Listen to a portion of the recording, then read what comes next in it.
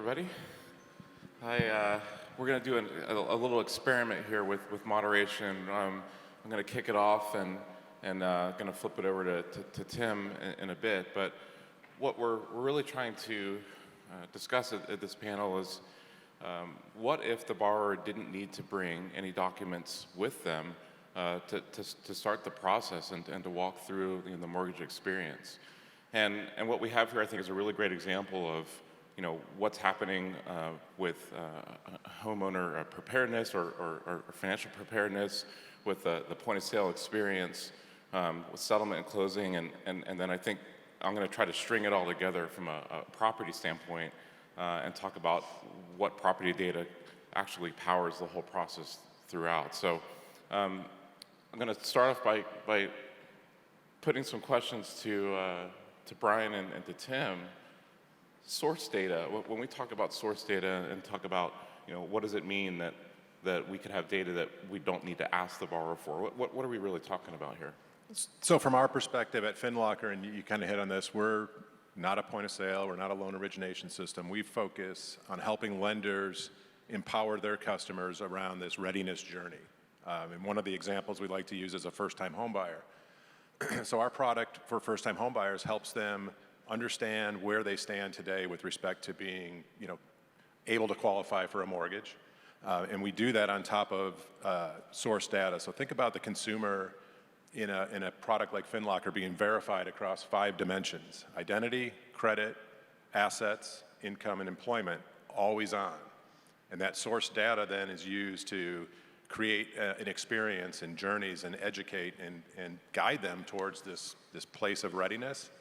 And from their app, be able to actually transact and share that data securely directly with their lender and pass it to BeSmartee and other technologies to actually enable the transaction. So when we talk about source data, we really focus on those 5 dimensions: identity, credit, assets, income, and employment. One thing I'll add about source data is it's happening right now, right? It's being used, if you think about the VOA, the VOI, the VOE, that data is coming in. So we're getting data from the source. It's applicable right now. It could be used from FinLocker, passed in. I think one of the most powerful things here is the prepopulation of data. Enhances the consumer experience. It's less keystrokes, less clicks of the mouse for the consumer, more verifiable data for loan officers, processors, underwriters. What you will see is turn times will go down, quality will go up. Now, capturing the source data could be difficult. Not everyone's going to want to give up their credentials. That's where a platform like FinLocker is amazing. It gives them a reason to provide the data earlier up funnel, so that when you actually need to take that out, when you need to utilize that data, it's there, ready to be used right away. Yeah, so let's dig into that a little bit more in terms of the willingness for people to provide data. I mean, privacy is a huge concern right now. How do you think about that in terms of people feeling comfortable to share that, and then how does that data, the rights to that, get transferred throughout the process? So for this question, I would say COVID was our friend.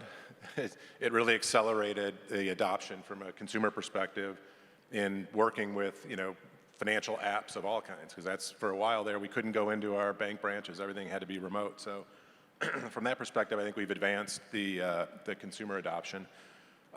What we do is, FinLocker as a product is not consumer facing. So FinLocker's not in the App Store. It's our client that we brand for them. So we publish an app on their behalf. So our lender client is that trusted, has that trusted relationship with the consumer, and we're enabling the technology for them. From a permissioning perspective, in our product, and I'm sure this is similar in other similar products, there's really 2 layers of consent that happens. The first layer is when someone downloads the app and they begin to engage it. There's a layer of data that we're making available to the lender to see actions, achievements, milestones, actions, right? Things that are happening in the app. We're not exposing consumer data at that level. When the consumer gets to a place where they're ready to transact, we have a second consent process that's very explicit, it's very direct, and that's very similar to what a consumer would do in a point of sale type solution, where they're now sharing, they're selecting what they're going to share, and that share process happens directly to the lender. But the lenders never have a visibility into my locker per se, but they can see actions and activities and milestones that I'm achieving. And then, Tim, how do you manage that? Downstream.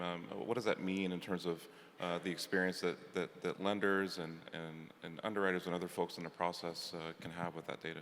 Yeah, great question. I think the beauty of source data is it serves two purposes.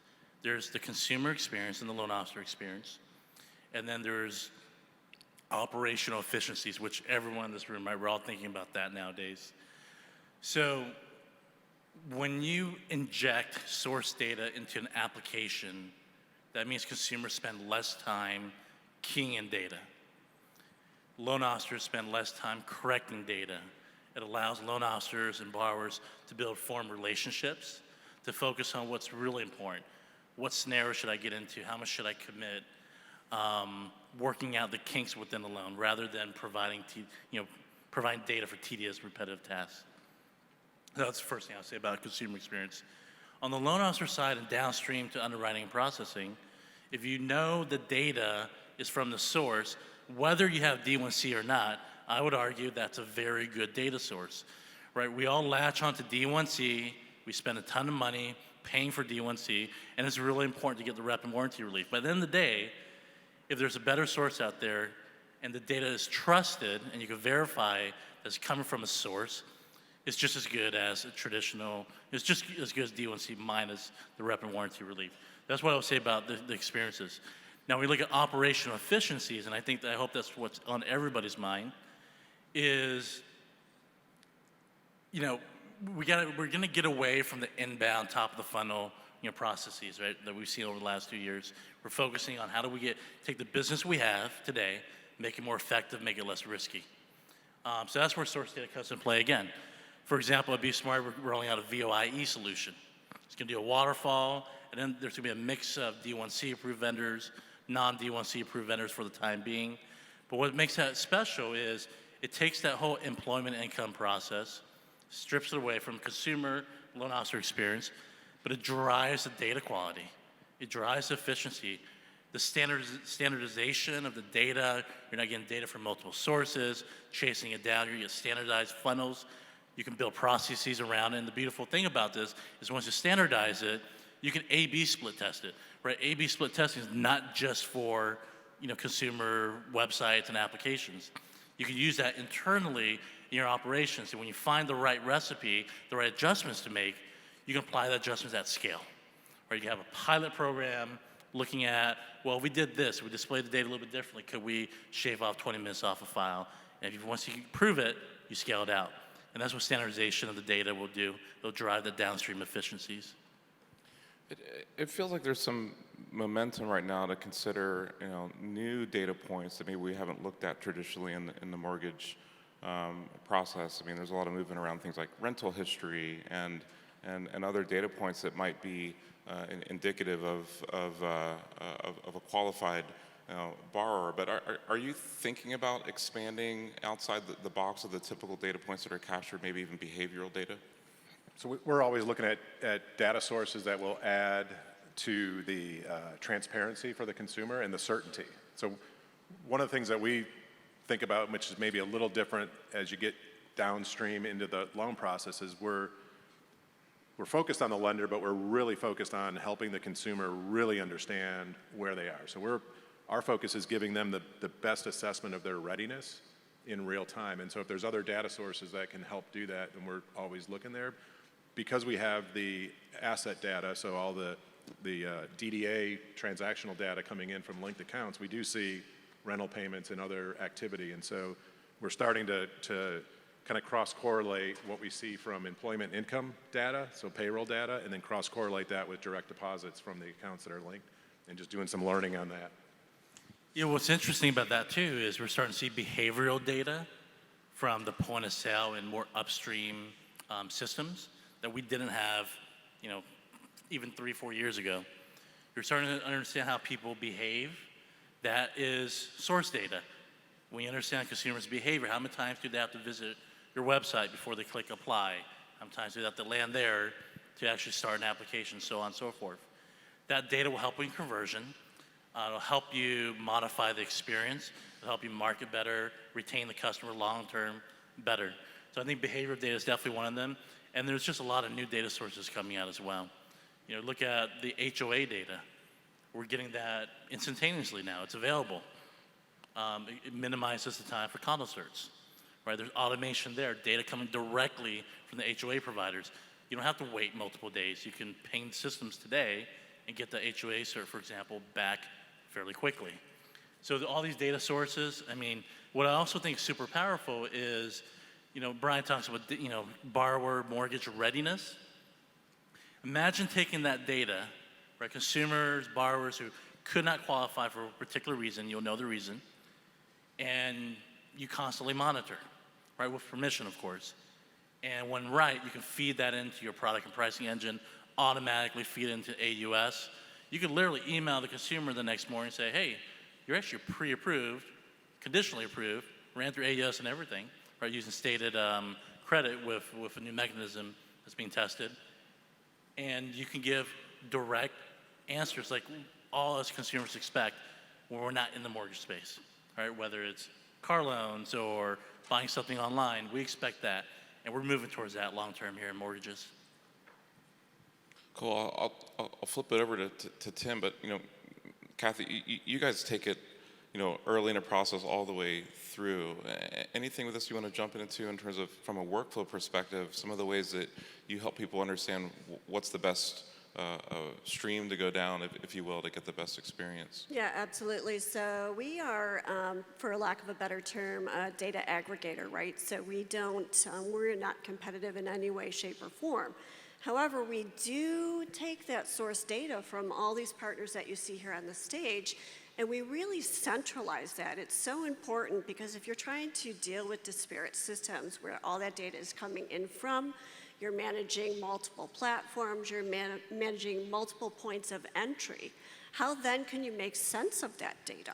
So you really have to take that in, we maximize those efforts, and we streamline that efficiency so you can make legitimate and knowledgeable decisions on what that data is so that you can apply it to your institution.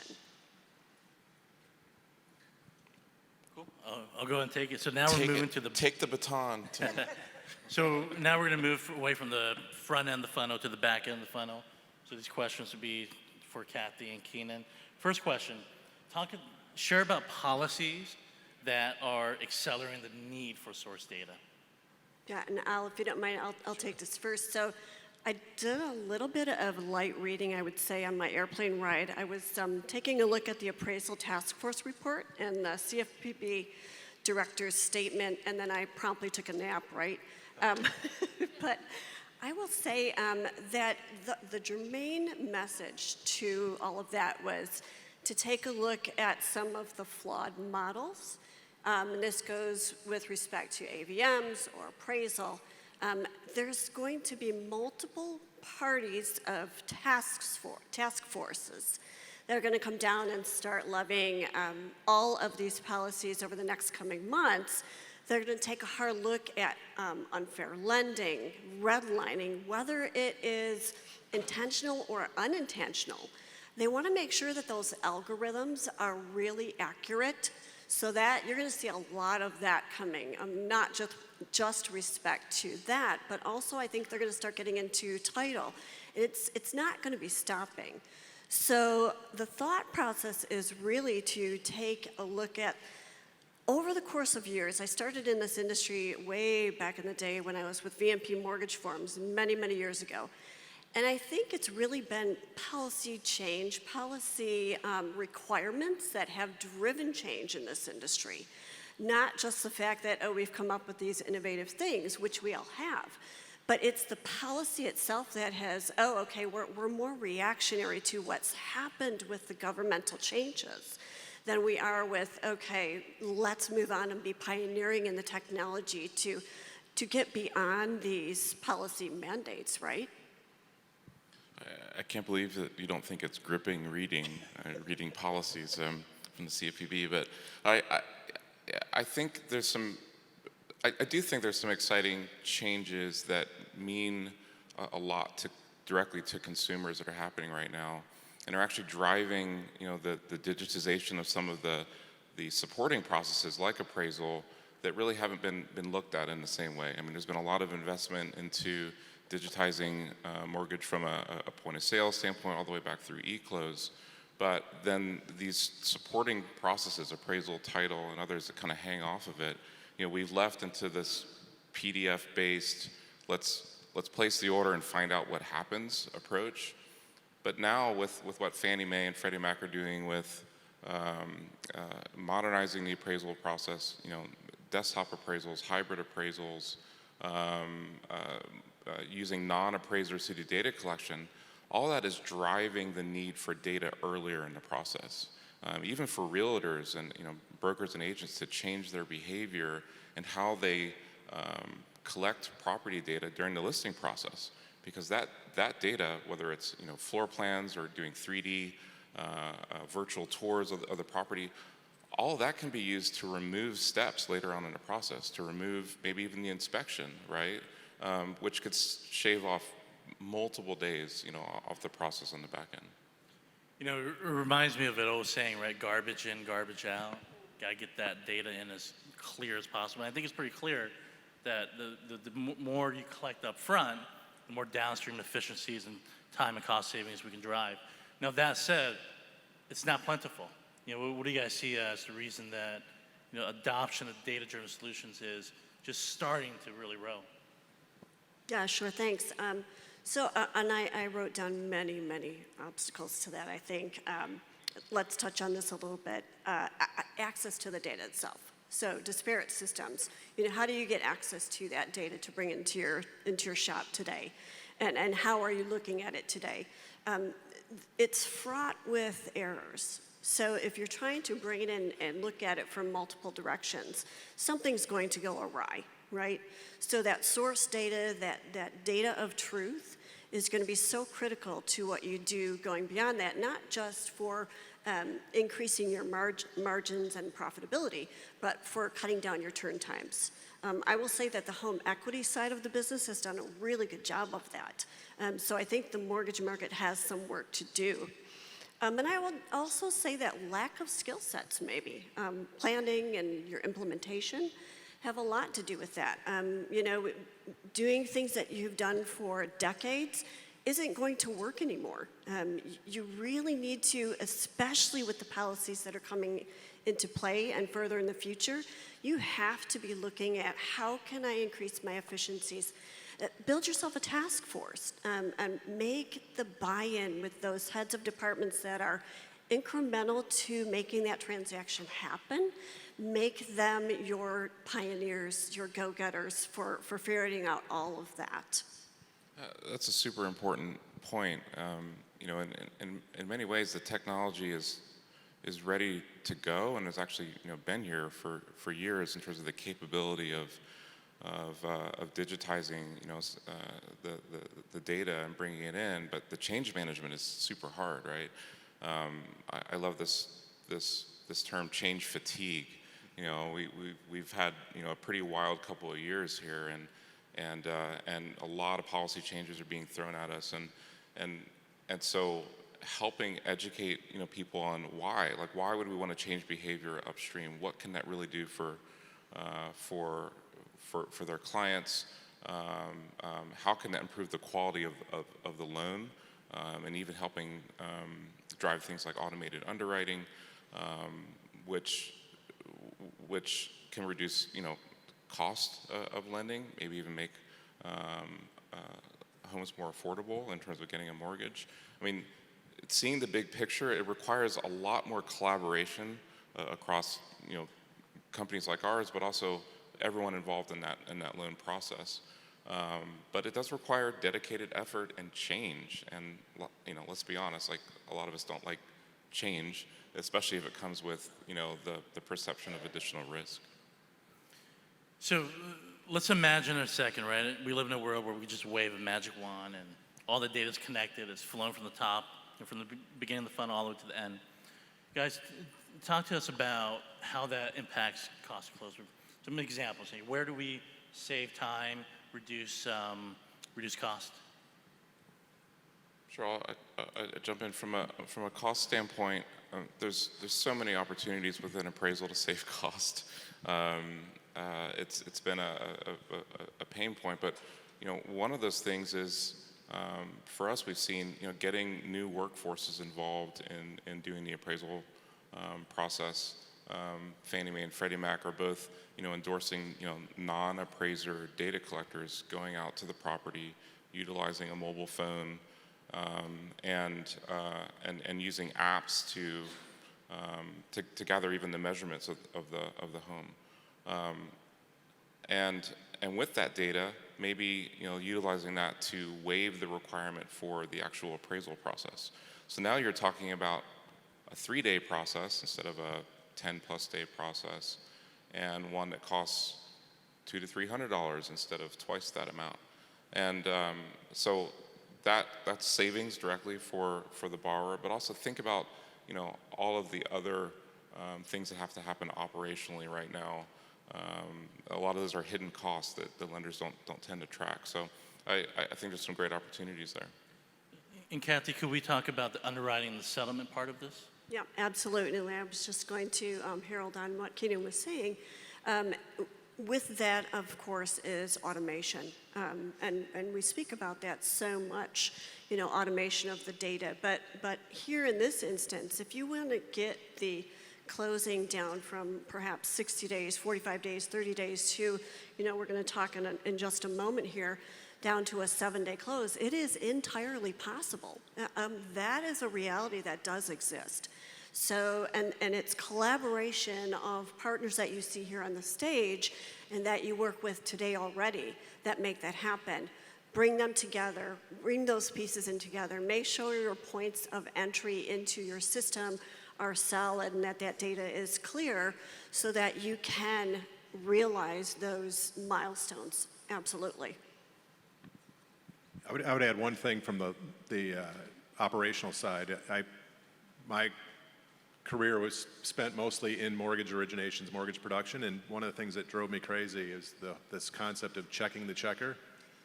And so when the agencies came out and introduced day one certainty, just the term day one certainty, it means a lot, right? But we still aren't there. We have one element or two elements of a process that are literally certain on day one. And I think based on what we're talking about today, there are so many other pieces of the process that could be, you could have certainty much earlier in the process, trust the data, and then let it pass through the system, and let's start getting rid of some of this check the checker stuff. So, and maybe I'll just kick it back to you. Like, what's advice, I guess, that you would give to lenders on, getting the adoption and buy-in on this type of thinking and approach?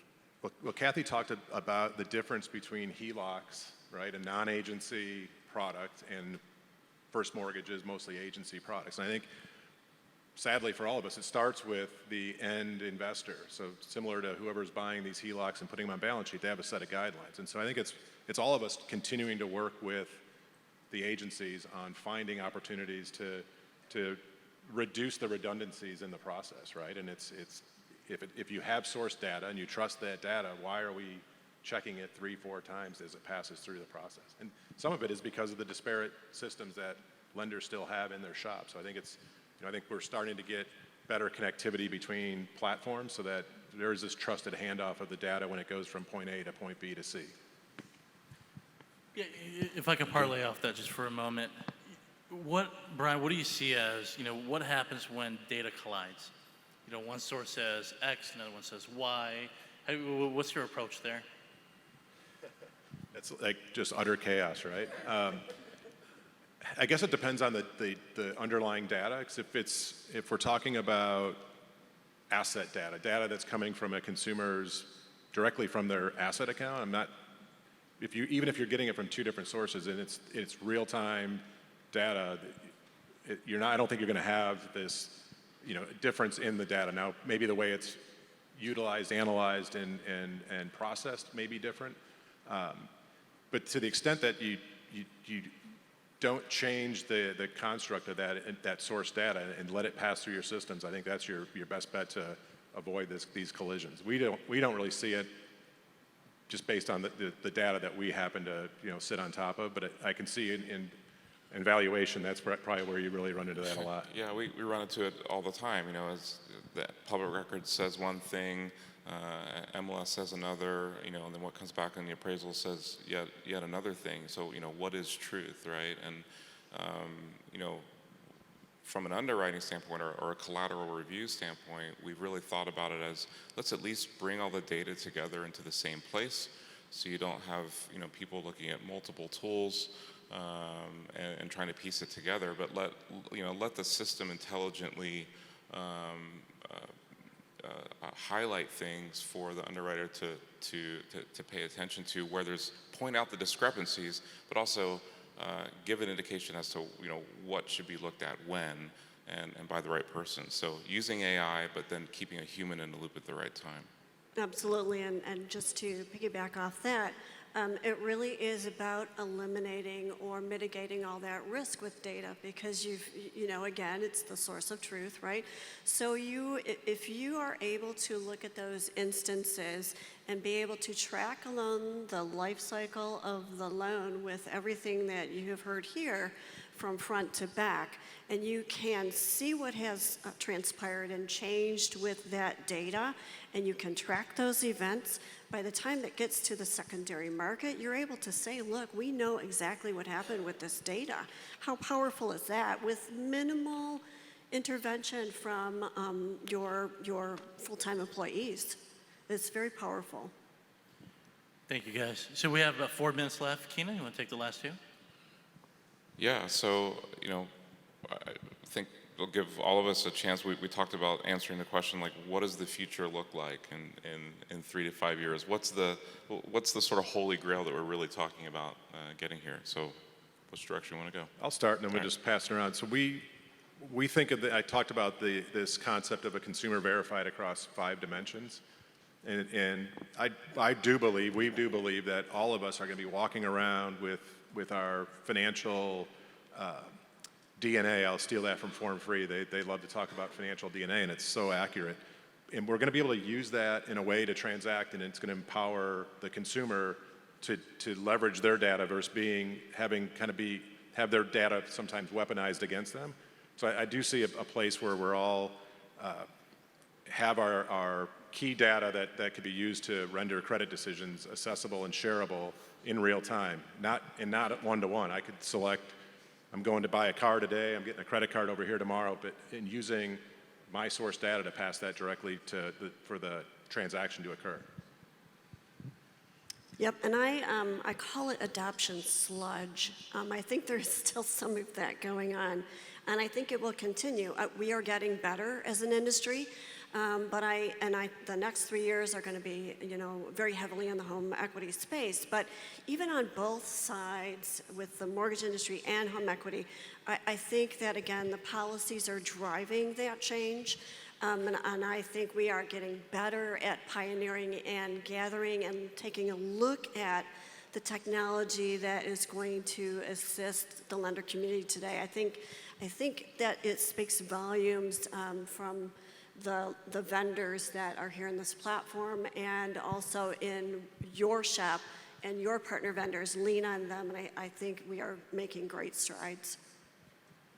What I see happening, or at least what our company is seeing happening, is what we're working towards, is the automation of data and processes and controls all the way through, right from the data source, right from the point of sale, all the way to close and funding, and even the secondary markets.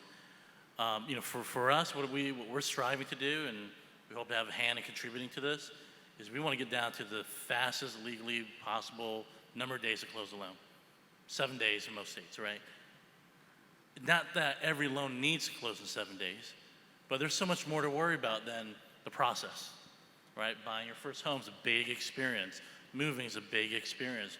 Refinancing to start a business, for example, cashing out money, big experience. There's so much more that our consumers need to worry about. We can automate that process, right? We turn our roles from originators into trusted advisors. We're people that make things happen. We produce an outcome. We're not just processing paperwork and closing a loan. We're enabling something much more important for our consumers in an easy way. Yeah, I think we're moving to a world in which only 10 to 20% of loans are going to have a traditional appraisal process. From a property standpoint, we already saw through COVID the acceleration of digitizing properties up front, and for us, we're on a mission to digitize as many U.S. homes as possible in a way that there's trust in that data, with a longer shelf life, if you will, right? So, right now, the GSEs already make decisions on appraisals that they've had in their repository for years. And they make a risk-based decision based off of that and decide to offer a waiver. But I think that's really where we're moving, is different levels of risk-based solutions, so that you don't always need to send the appraiser out to the property, and you can trust the data that you have to automate the process. So that's all I got. Anything, closing statements? Thanks for listening. Thank you, everybody. Thanks, everybody. Appreciate it.